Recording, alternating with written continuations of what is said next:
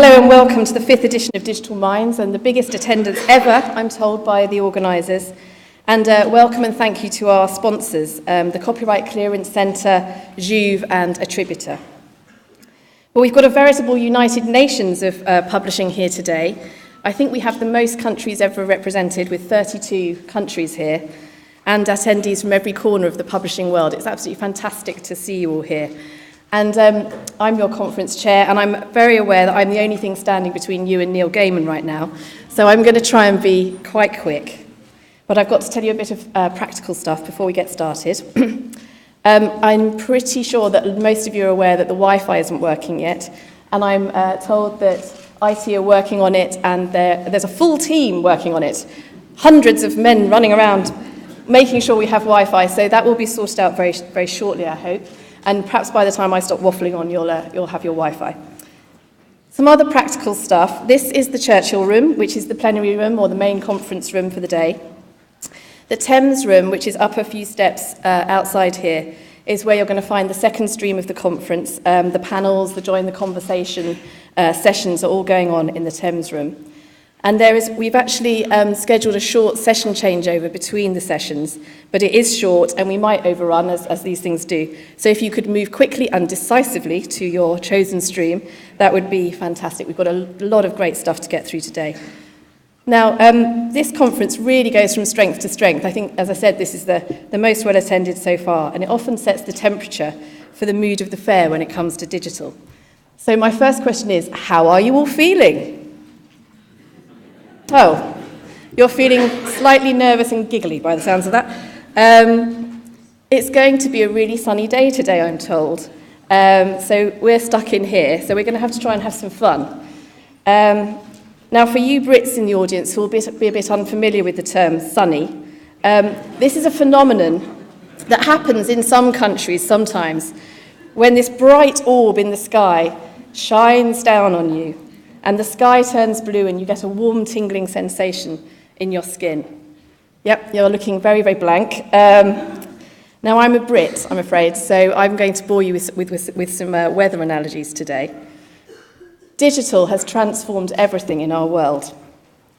A little bit like, and please forgive the ridiculously epic metaphor here, global warming has changed the weather. Which was rebranded at one point. I don't know if you ever saw a fantastic documentary, Global Weirding. And latterly, it's been rebranded again, so simply climate change, to accommodate the fact that many of us aren't actually feeling that warm. Digital weirded our world, and for a while we didn't recognise the seasons. Just as the weirding of the weather affected the ebb and flow of the seasons, digital transformation has changed the timelines on which we work.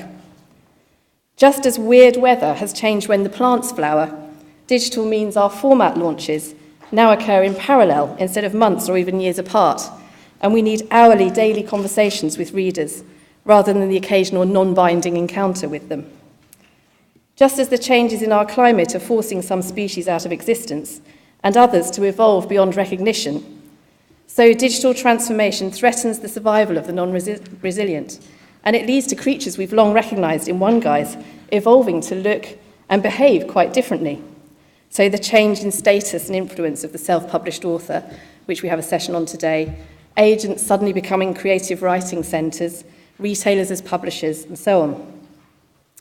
But like climate change, there's only a minority now in denial that digital transformation has happened, who see the change around them but deny its force. The majority of us recognise it. We're moving on from trying to understand it, and we're starting to find solutions. Now, I should never dally with extended metaphors because the metaphor does break down like all good metaphors. Unlike climate change, this change does not lead to devastation. It's not a tide that we have to seek to stem, but rather a change that we can embrace. And what I love about being in publishing at the moment is that I think we're all embracing that change really successfully. There's always more work to do, but it's great to be in such a positive industry about digital. What we've done is we've realised that the solution comes in 3 parts. And like the good Methodist girl that I was when I was growing up, I have 3 points.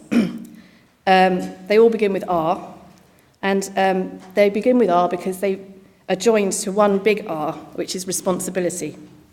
It's our mutual responsibility, which is actually about attitude. It's not about being clever about technology. And they feel a bit akin to the attitude we need to take to climate change. The first R is recognition. We need to recognise there's no such thing anymore as normal. Now, there's been a lot of chatter about e-book sales beginning to plateau and the high street's looking a bit better in the UK, so perhaps things are getting back to normal.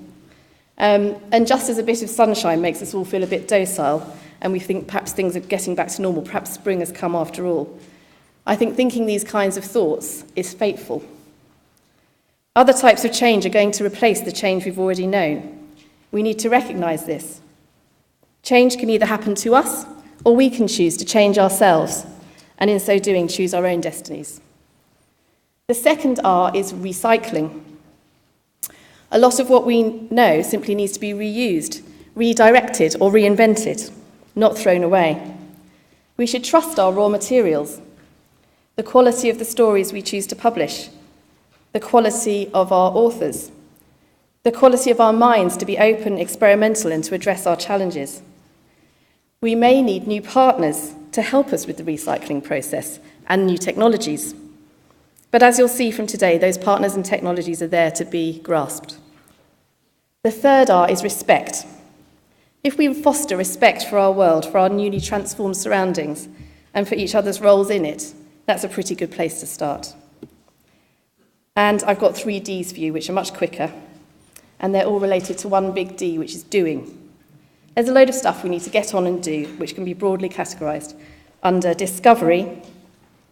There are many ways that digital marketing and data processes can ensure our books are still as discoverable online as they ever were through traditional methods of book marketing and book browsing. And I think we'll hear a lot about that one today. The second D is data.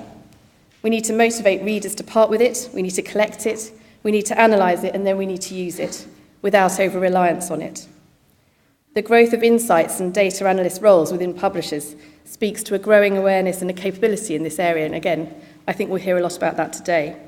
And the third D is direct-to-consumer. We need always-on contact and response with the most important constituency to us outside of our authors, which is readers. Now, today we've got some absolutely amazing speakers for you, none of whom are digital transformation deniers, and all of whom I'm sure practice the 3 Rs. And our 3 doing Ds will no doubt come up a lot as well. They all saw the equivalent of climate change, our equivalent of climate change, well before the majority did, like those early scientists, and they've been practicing what they preach ever since. We've got 5 keynotes during the course of the day, we've got 7 panels to choose from, and we've got a plethora of Join the Conversation sessions. And then we've got the Digital Innovation Showcase in association with ICT tomorrow, later on. We're going to cover everything from the changing face of writing and authorship itself to the pressures on its traditional protection mechanism, which is copyright. Why there's hope that publishing won't make the same mistakes the record industry did, and how piracy really hurts. It's not what you think. And so I'm very much looking forward to Robert Levine on that topic. We're going to talk about emerging business models and emerging markets. This is an international conference. We'll be talking about some of the countries where E is really starting to take shape outside of the UK and US. We're going to talk about how working with startups can be good for us. Startup thinking is a big topic. It's acknowledged as a necessary skill for digital development. But how can established companies like ours accommodate this new type of thinking and culture? We're going to have a fantastic session on the importance of brands in this increasingly competitive, very crowded entertainment universe in which we find books in the middle of it. And we're going to talk about the challenges of discoverability and data, as I mentioned, and the solutions offered by digital marketing in 2 really fantastic keynotes that we've got at the end from Anna Rafferty and Rick Joyce. But to kick us off, we've got 3 amazing keynote speakers. Neil Gaiman, who, as I said, I'm still standing here in the way of him for you. Will Atkinson, who's going to give us a digital roundup of the year so far, which is going to be legendary, according to Twitter this morning, so no pressure there, Will. Robert Levine, who's going to speak on how much hope there is for us in avoiding the pitfalls of the recording industry. But first and foremost, I'm really and truly delighted to ask Neil Gaiman to the stage, Neil really doesn't need much of an introduction. He's a multi-award-winning writer of pretty much every kind of writing you could care to name, from novels to graphic novels to film. And importantly, he's really embraced the digital space with enormous energy and aplomb right from the beginning. I think he has something like 1.8 million followers on Twitter, so let's see if we can get that up today if you're not already following him. He's our first keynote speaker, and he's going to talk to us about new models of online storytelling and reader engagement, in which he's an expert like no other. So please welcome Neil to the stage.